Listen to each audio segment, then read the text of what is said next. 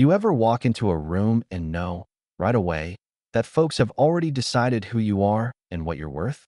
That's how it was that morning when I showed up at Sterling Dynamics. Except I wasn't just anybody walking in off the street. You know what I mean? But that didn't stop Victoria Sterling from wrinkling her nose, refusing my handshake, and announcing to the whole room, "I don't shake hands with employees."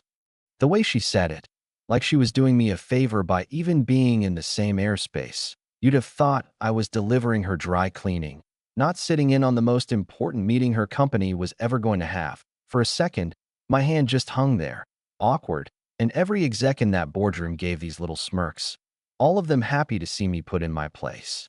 I could have walked out right then, but I just smiled, tucked my hand away, and said, "I understand perfectly."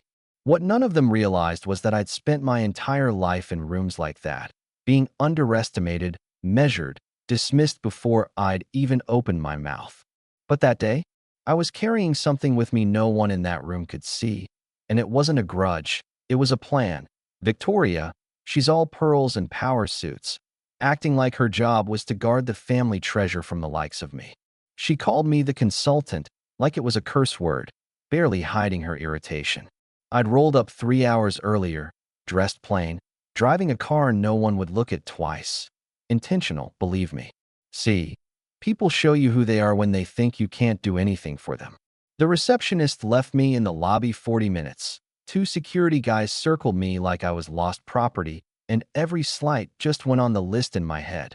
Because what Victoria and her little court didn't know, and wouldn't have believed if you'd told them, was that the consultant in the room that morning was actually Daniel Carter, CEO of Carter Global Investments, the man with the checkbook for a $4 billion investment they desperately needed.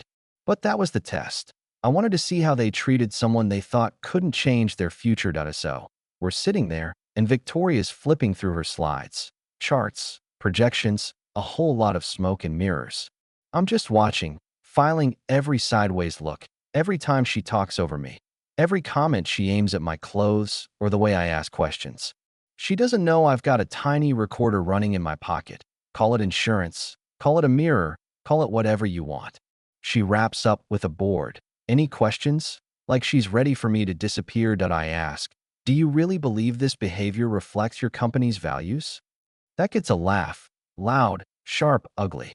She says, "Our only values are profit and results."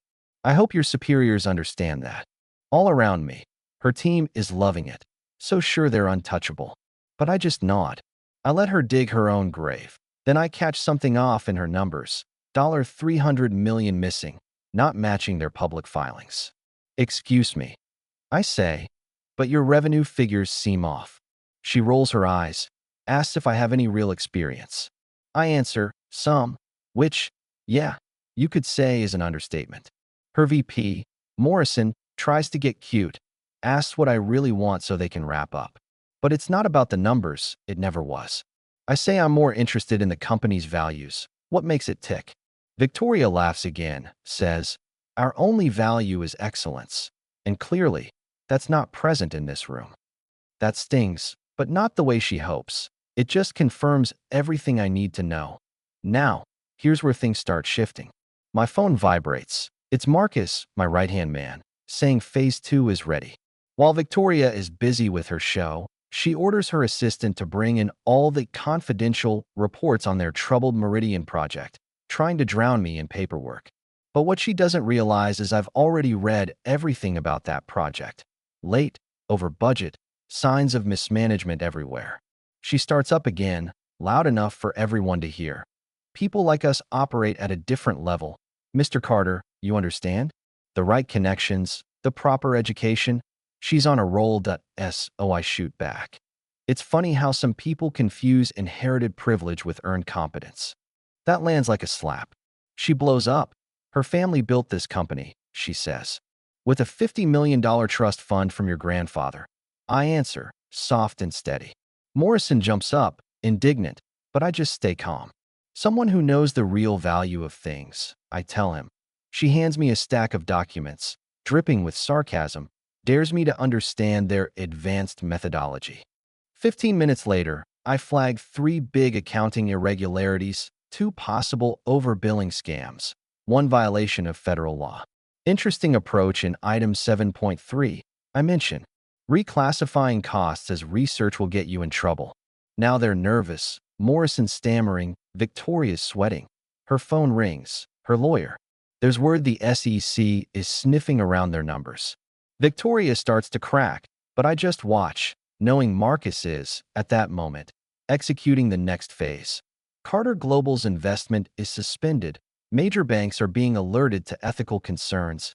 And here comes the twist. Audio of Victoria's discrimination is about to hit every major financial journalist, civil rights activist, and institutional investor in the country. Now, I text Marcus. Within minutes, the internet explodes.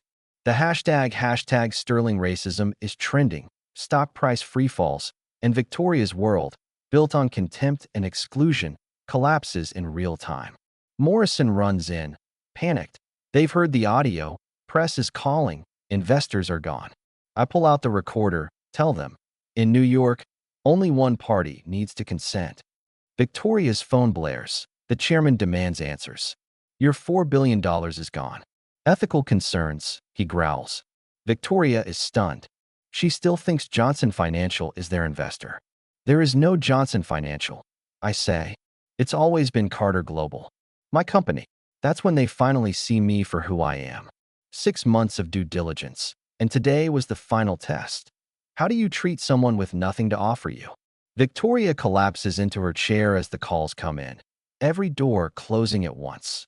Suspension from business associations, national disgrace. Her own actions laid bare for all to see. Why'd I do it? Victoria finally asks, her voice small. I tell her the truth. Because companies like yours keep the door closed on talent that doesn't look like you. And the business world can be better, but not until people like you get out of the way or learn the lesson the hard way. She begs to make a deal, but I'm already at the door. The changes you need can't be bought. They come from valuing people, not profits. What you do with this moment is up to you. I leave her there, shattered, the building surrounded by reporters, the internet ablaze with stories of justice finally served. Months go by. Carter Global soars. Our methods become the new standard. Universities, companies, investors, they're all calling. I mentor young entrepreneurs who once faced the same walls I did. Victoria? She loses everything, and the world barely blinks. But that's not what matters. What matters is the system starts to change. The best revenge? It isn't destruction. It's building something so extraordinary that the old rules, the old gatekeepers, just become irrelevant. The insult they meant to hold you back becomes the launch pad that takes you farther than they ever imagined. If this story hit you. If you've ever been put in a box by someone who thought you'd never break out, don't just get mad. Build. Grow. Prove them wrong, not with anger, but with excellence. And hey, share your thoughts below. What does justice look like to you? Where do you draw the line between revenge and right? Subscribe for more stories where the best endings are the ones you never see coming.